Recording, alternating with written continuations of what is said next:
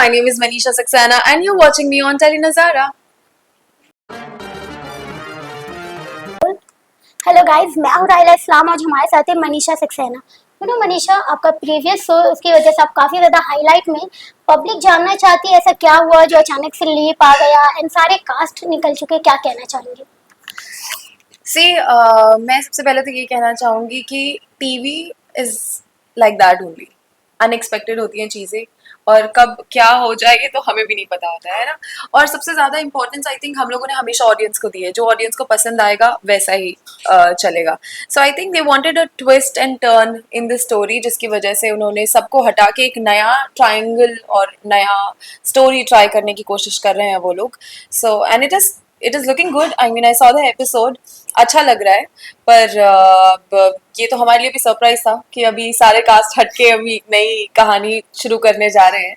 And I think एक कहानी खत्म होगी तभी नई की शुरुआत होगी। हाँ बिल्कुल मनीषा, जब ये चीज़ें हुई तो क्या आप मेंटली प्रिपेयर्ड थे या अचानक ये सारी चीज़ें आपके सामने भी आया? क्या कहेंगे इसका?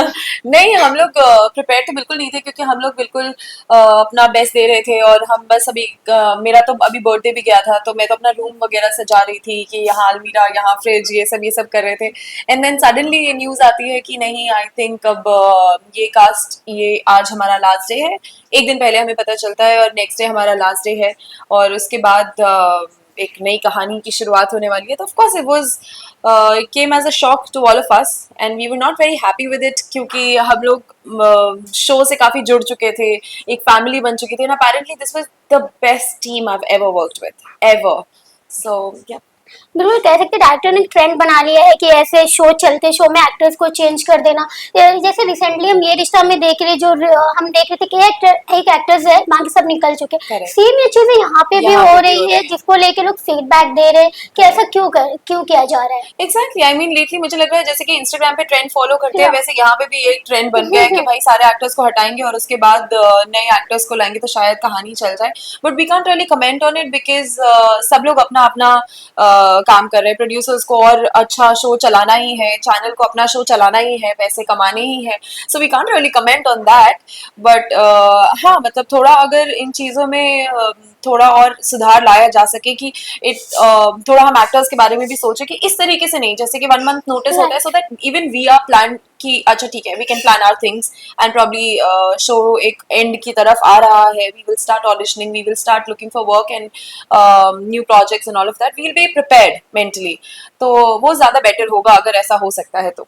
मनीषा, आप लोग ने स्टैंड लिया क्योंकि सारे एक्टर्स एक साथ निकल जाना और फिर सडनली ये चीजें, क्योंकि एक्टर्स के लिए भी चीजें, अगर हम मेंटली प्रिपेयर्ड होते, 1 महीने का नोटिस पीरियड होता है चाहे किसी भी जॉब में, कोई भी चीज में, तो हम वो चीजें सर्च मार लेते हैं। लेकिन सडनली हो तो जॉब सर्च करना भी काफी ज्यादा डिफिकल्ट हो जाता है। एक एक्टर्स को यहाँ सामने बोलना कि क्यों निकाला गया, इस तरीके से क्यों चीजें हुआ, तो उस चीज के बारे में क्या कहना है? अगेन एक ही तरीके को दूसरे तरीके से बोलने का यही तरीका हो जाएगा कि थोड़ी बहुत प्लानिंग अगर और अच्छी हो सके वैसे। लेकिन मुझे लगता है कि एक सिक्के के 2 पहलू होते हैं ना, तो क्या पता उन्हें भी ना पता हो कि शायद, या फिर ये पता हो। तो आई कांट रियली जज और comment on that, because honestly हम ये नहीं कह सकते कि क्या उन्हें पता था कि ये स्टोरी यहाँ पे एंड होने वाली है, और अगर पता था फिर ऐसे किया तो दिस इज कम्प्लीटली रॉन्ग। बिल्कुल, एक स्क्रिप्ट राइटर को सारी चीजें पता होती है क्योंकि उनके आगे क्या प्लानिंग है। ऐसे सडनली नाइट आउट में ऐसा कुछ नहीं होता है, क्योंकि हम एक चीज नोटिस करें, दंगल का 100 एपिसोड होने के बाद चीजें स्विच हो जाती है। जैसे कि हम आईना का कह सकते हैं, फिर हमने और भी शोज देखे, फिर आपका शो भी देख रहे कि 100 एपिसोड होते ही एक्टर चेंज हो जाना, शो बंद हो जाना। तो कह सकते हैं कि दंगल एक ट्रेंड चला रहा है, क्योंकि हम काफी सारे शोज ऐसे भी देखे जैसे नथ जेवर हो गया, 900 एपिसोड्स या राइट। तो फिर हाँ, तो ऐसे कैसे होता है वो सारी चीजें? लेकिन सो हमें जो रीजन बताया गया वो ये था कि हमें 6:30 का स्लॉट है। पहले तो एक तो 6 बजे का स्लॉट था, फिर 6:30 का स्लॉट दिया। तो अगर आपको 6:30 का स्लॉट उठाना है तो आपको हमें थोड़ा टाइम देना पड़ेगा, so that we can grab our audience back, right. एक दिन में नहीं होगा, तो थोड़े वक्त अगर दंगल हमें और देता तो शायद वो कहानी हर उस पे थोड़ा और हम काम करते, क्योंकि हम सारे एक्टर्स बहुत काम कर रहे थे हर। और इस शो में apparently each and every actor was giving their best, not like कि एक कोई खड़ा ही हुआ है, कोई इसकी कोई कहानी नहीं है, ये कुछ कर ही नहीं रहा है।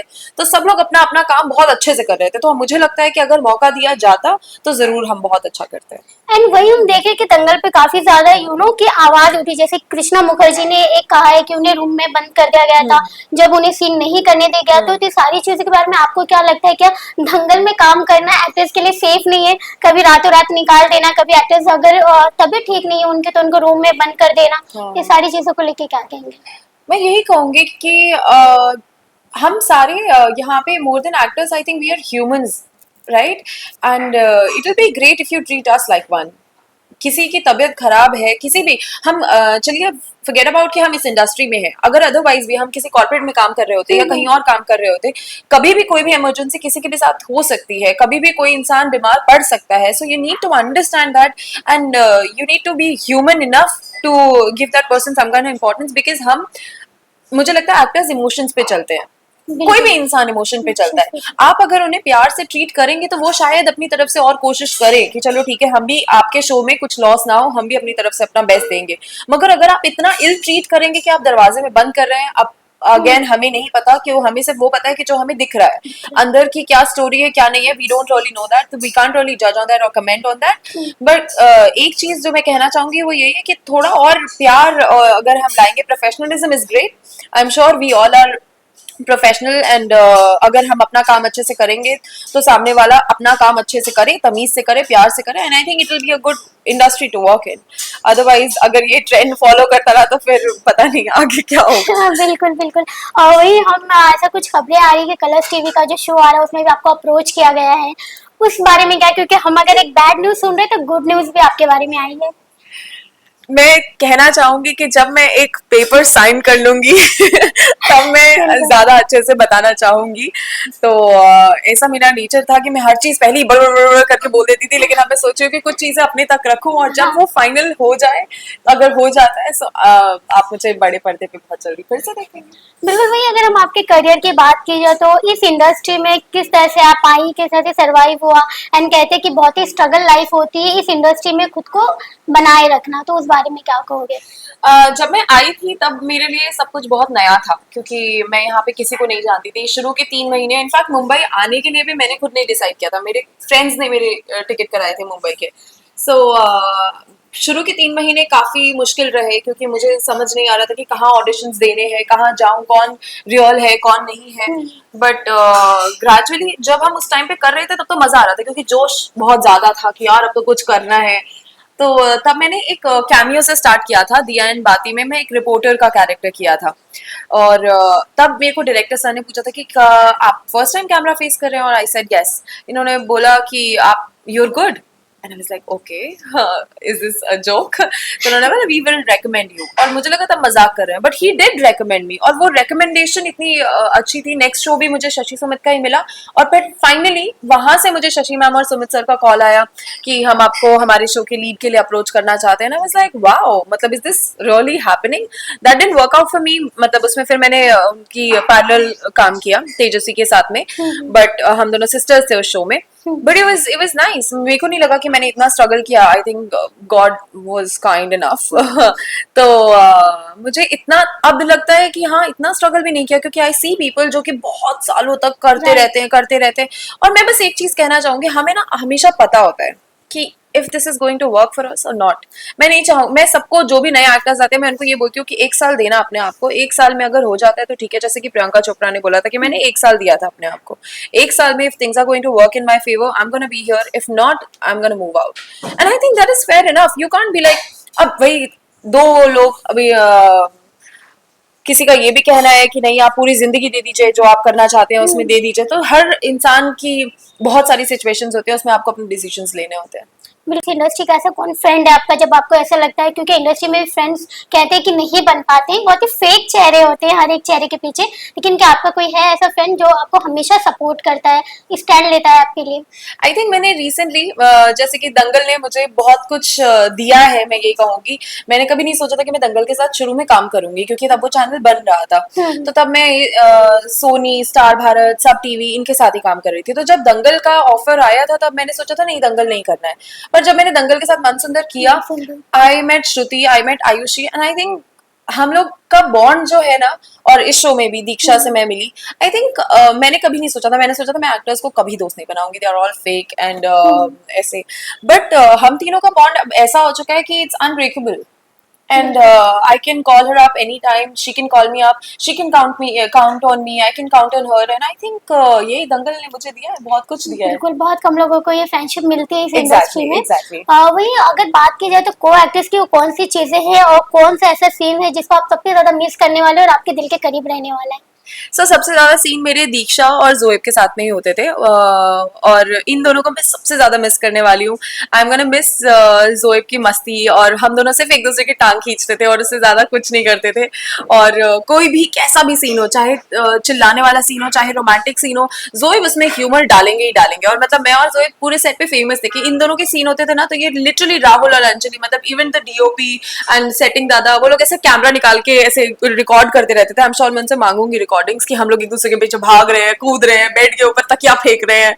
सो I loved all of that. And Diksha के साथ भी, मतलब जितने उन दोनों के रोमांटिक सीन नहीं होंगे ना, उतने मेरे और दीक्षा के हुए हैं. Right. कि कभी पानी में मोमेंट बन रहा है, कभी मेरा और उसका कपड़ा फंस जाता है और हम दोनों एक दूसरे को मोमेंट बन गया, मोमेंट बन गया. So I miss all of that a lot, a lot. But हम अगर लास्ट सीन की बात की जाए तो काफी इमोशनल था, जहाँ पूरी फैमिली, उसके बारे में लास्ट सीन के बारे में क्या बताएंगे? जब आप लोग ने खुद उस चीज को किया तो कितना ज्यादा इमोशनल हुए आप लोग, क्या बताओगे? हाँ, लास्ट डे, तो लास्ट या डे सबके लिए बहुत इमोशनल था. सब कोई कोई कोना पकड़ के रो रहे थे क्योंकि ये था कि अब शायद अब हम एक दूसरे को कब मिलेंगे, क्योंकि हाँ ऐसा है कि सब लोग बोलते हैं कि चलो मिलेंगे मिलेंगे, यहाँ डिनर पे जाएंगे, बट वो हो नहीं पाता है. सबके अपने अपने कमिटमेंट्स हो जाते हैं, सब अपने अपने लिए नया काम ढूंढने लग जाते हैं, ऑडिशंस पे जाने लग जाते हैं. तो सबको पता था कि ये डेली का हम लोग का साथ में बैठ के खाना, हम सारा सारा मतलब जितने भी लोग हैं ना, हम सारे कश्मीरा मैम के रूम में जाते थे, हम वहां खाते थे. और सब, मैं और दीक्षा कभी टिफिन नहीं लेके गए, क्योंकि हम दोनों अकेले रहते हैं, हम दोनों को कुक करने का टाइम, कुक तो मतलब क्या ही बताऊं क्या कुक करते हैं हम दोनों. बट कभी कुक किया है? अरे मैंने कल परसों सोचा कि मैं आज तो कद्दू की सब्जी बनाऊंगी, क्योंकि मम्मी आई हुई थी, तो मम्मी सब्जियां रख के चली गई थी, तो मम्मी ने बोला बहुत आसान होता है, बना लेना. मैंने कहा ठीक है भाई, आसान होता है. कुछ तो डाला, जल गया. मैंने कहा कोई बात नहीं. कुछ तो वो क्या बोलते हैं उसे, मेथी दाना, मैंने कहा जल गया, कोई बात नहीं. मैंने कहा कोई बात नहीं, अब लहसन डालते हैं, फिर कद्दू डालते हैं, फिर क्या बना वो, कुछ सब डस्टबिन में डाला, ऑर्डर किया. मैंने कहा मनीषा तू रहने दे, तू सिर्फ ऑर्डर कर. And not that I am a very bad cook, अच्छी कुक हूँ मैं, कभी कभी खराब बन जाता है बस. कवर अप अच्छा है। सबको पता चल जाएगा यार. Okay, thank you so much. Lastly audience को क्या कहना चाहेंगे? काफी सारा प्यार दिया है आपको हर एक Yes, शोज में, आगे yes. भी देंगे और एक्सपेक्ट करें कि कुछ नए फेम के साथ आप नजर आए, तो क्या कहना चाहेंगे? ऑडियंस को मैं यही कहना चाहूंगी कि आप लोग को इतना प्यार जितना आप मुझे करते हैं, मैं भी आपसे उतना ही प्यार करती हूँ. और जो आपके फैन एडिट्स हैं वो मुझे बहुत पसंद है, अभी तक आप लोग बना रहे हैं. और इनफैक्ट मेरा और रेवा का इन लोगों ने एक वीडियो बनाया था पर्टिकुलरली, जहाँ पे रेवा मुझे बोलती है कि आप मेरी बहन हो वगैरह वगैरह, और उसमें हमारे फ्लैशबैक सीन्स आते हैं. वो सीन अब देख के मैं ज्यादा इमोशनल हो रही हूँ, क्योंकि हमारे लिटरली वो डे 1 से लेके आज तक के थोड़े थोड़े ऐसे एडिट्स डाले, वो so beautiful. I can't thank you all enough for that. Thank you so much for giving me so much love, and I'm gonna love you all so much forever. Thank you.